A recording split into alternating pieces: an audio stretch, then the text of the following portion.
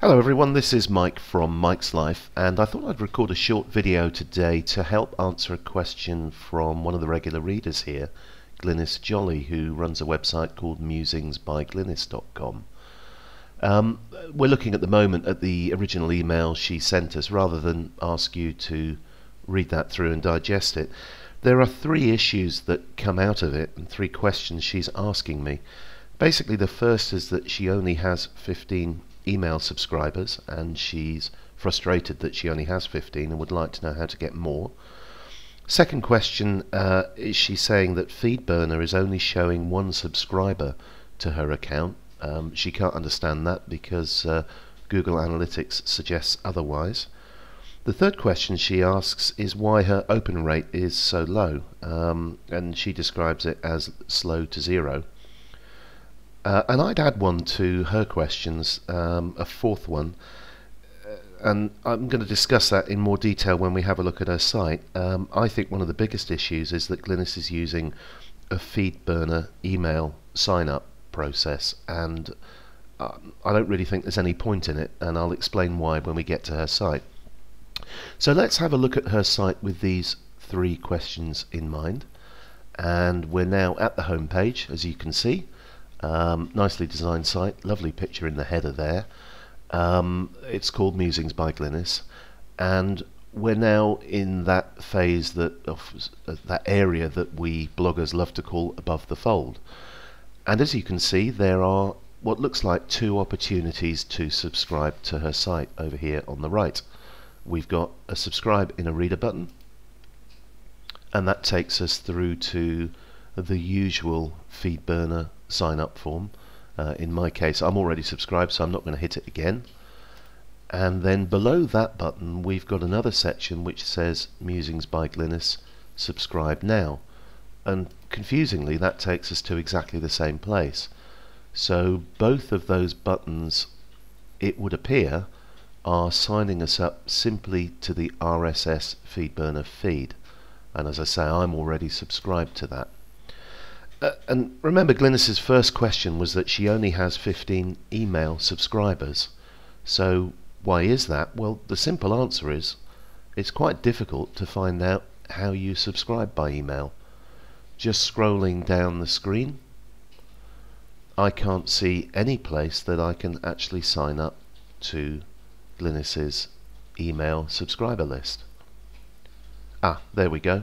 So where did we find that? We're in the first post, the second post, and the third post, and it looks like at the bottom of the third post Glynis has put subscribe to my email updates. So if I simply arrived at the site via search into, for example, this post, which is called Criticize the Blogger, it doesn't look to me as though there's any way I can sign up to her email subscriber list. And that's the problem. It's simply not visible. It's not obvious where you can do it unless you're fortunate enough to have arrived in one of the posts where Glynis has put the subscribe form at the bottom.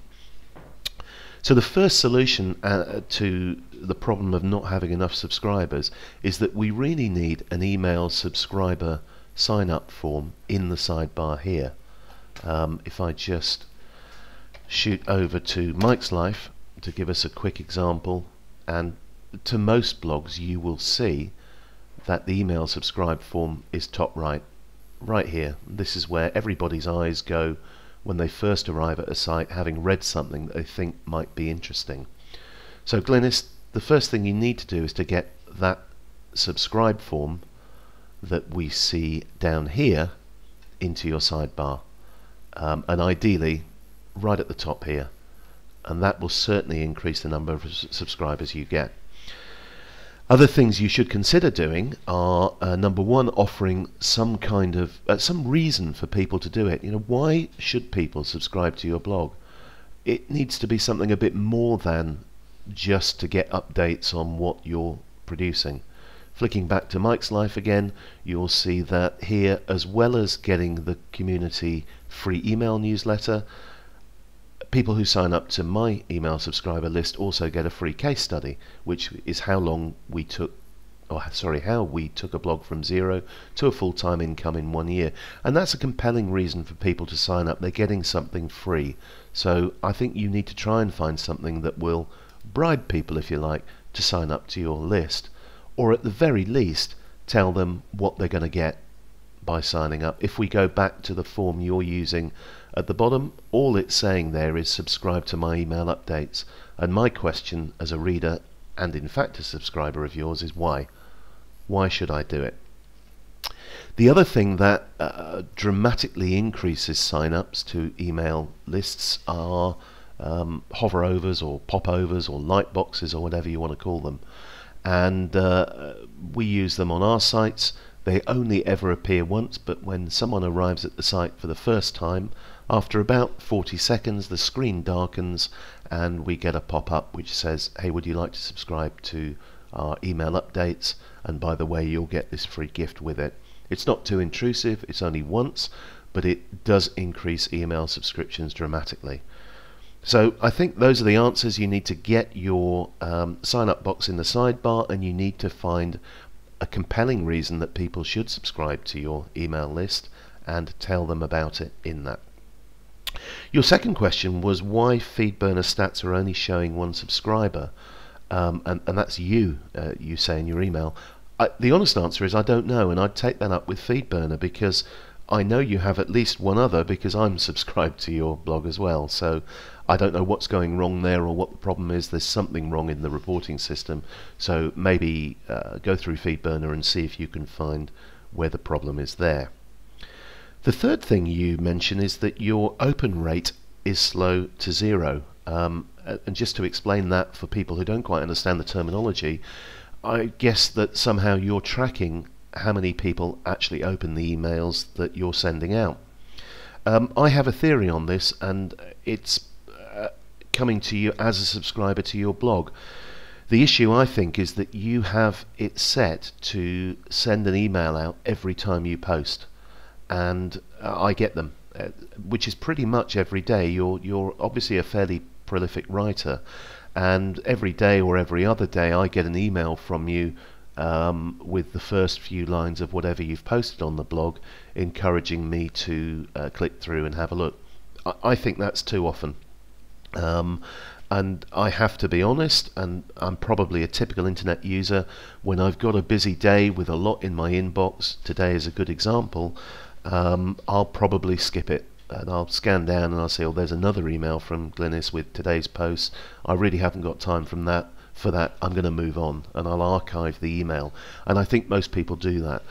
I would recommend that you send your updates out either weekly or when you've got 6, 7 or 8 posts or something like that, and that way I can treat it as a genuine catch-up.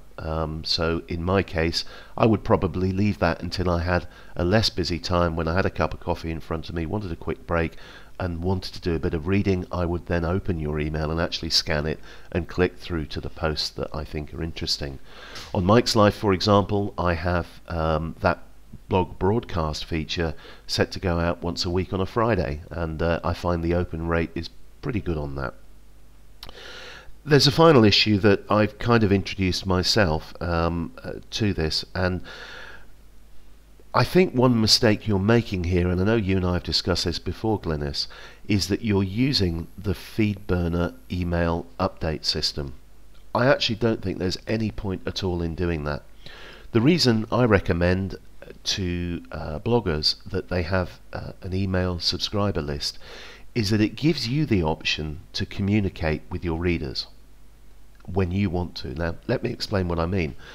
As a blogger, whatever you put on your website relies on people coming to read it. It's very much one-way traffic. You're putting stuff out there and hoping people will come to read it.